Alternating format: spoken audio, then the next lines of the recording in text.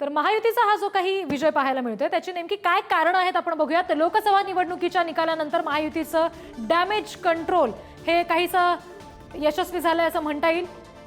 बरोबर, हा एक अत्यंत महत्त्वाचा मुद्दा या सगळ्या आत्ताच्या सगळ्या आकड्यांकडे बघता लोकसभा निवडणुकीच्या निकालानंतर महायुतीने ज्या पद्धतीने डॅमेज कंट्रोल करण्याचा प्रयत्न केला त्याचा हा रिझल्ट दिसतोय। दुसरा महत्त्वाचा मुद्दा अर्थातच लाडकी बहीण योजना जनतेपर्यंत पोहोचवण्यामध्ये म्हणजे फक्त ती राबवण्यामध्ये नाही तर ती जनतेमध्ये पोहोचवण्यामध्ये सुद्धा महायुतीला आलेलं यश।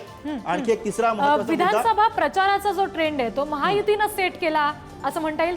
ते एक महत्त्वाचं कारण या सगळ्या विजयाच्या अनेक कारणांपैकी असू शकतं। अर्थात लोकसभेमध्ये असलेला जरांगे फॅक्टर, कांदा शेतकऱ्यांचा रोष हा मुद्दा यावेळेला दिसला नाही, तो बऱ्यापैकी कंट्रोल करण्यामध्ये महायुतीला यश आलं आणि त्याची परिणती या सगळ्या निकालामध्ये दिसली। त्याचबरोबर सोयाबीन आणि धान शेतकऱ्यांची नाराजी दूर करण्यामध्ये सुद्धा अगदी शेवटच्या टप्प्यामध्ये महायुतीला यश आलेलं होतं। निश्चित बटेंगे तो कटेंगे या नरेटिव्ह प्रचारामध्ये आक्रमकपणे महायुती उतरलेली आपल्याला पाहायला मिळाली। विरोधक फेक नरेटिव्ह पसरवत असल्याचा मुद्दा जनतेत बिंबवण्यात महायुती यशस्वी ठरली। अगदी काही महत्त्वाचे मुद्दे टॉप 12 कारण आपण बघतोय। लोकसभेपेक्षा महायुतीमध्ये जागा वाटपात योग्य समन्वय आपल्याला खरं तर विधानसभा निवडणुकीमध्ये बघायला मिळाला। मोदी, शहा आणि योगी आदित्यनाथ यांनी अगदी नेटका प्रचार यावेळेला विधानसभेच्या निमित्तानं केला। निश्चित फडणवीस, शिंदे आणि अजित पवार यांनी सुद्धा तितकाच प्रभावी प्रचार केला। असंख्य सभा, जाहीर सभा घेतल्या, ठिकठिकाणी जाऊन भेटी झाल्या।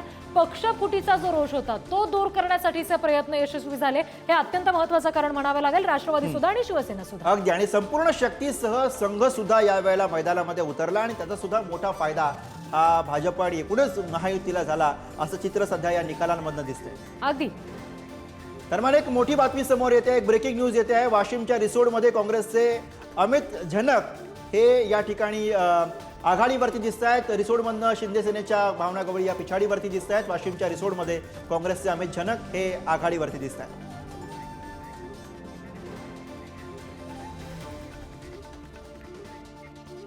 तर आता सध्या जो निकाल आपल्या समोर आहे त्या निकालाची नेमकी वैशिष्ट्ये काय सांगता येतील आपण काही प्रमुख मुद्दे बघूया। देवेंद्र फडणवीसांच्या नेतृत्वाखाली भाजपला सर्वात मोठं यश म्हणून अर्थातच स्वाभाविक आहे की या निकालाकडे आपल्याला बघावं लागणार आहे। 2019 पेक्षा अधिक जागा मिळवून शिंदेंची ठाकरेंवरती सुद्धा आपल्याला मात या ठिकाणी बघायला मिळते आहे। रिद्धी अगदी त्याच्यामुळे निकालाचे ही काही वैशिष्ट्य असणारे मुद्दे आपण बघतोय। शिवसेना शिंदेंची, राष्ट्रवादी अजित पवारांचीच हे सुद्धा या निमित्तानं अधोरेखित होत आहे असं म्हणता येईल।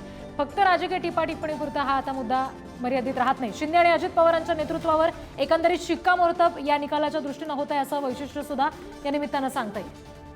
विधानसभा निवडणुकीमध्ये विरोधकांचे सगळे मुद्दे फेल गेलेले आहेत, हे अधोरेखित करणारे हे निकाल आहेत। अर्थातच जे आकडे आता आपल्याला दिसत आहेत, महायुतीची लाडकी बहीण, विकास, कटेंगे तो बटेंगे हे मुद्दे चालले तर दुसरीकडे विरोधकांचे मुद्दे काही चालताना आपल्याला दिसले नाहीत।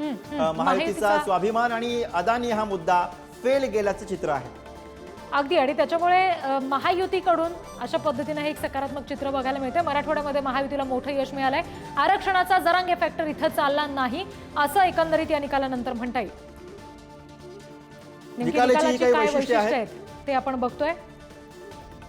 अनेक मुद्दे होते जे महायुतीला फटका बसवणारे असतील असं वाटत होतं, मात्र तसं घडलं नाही।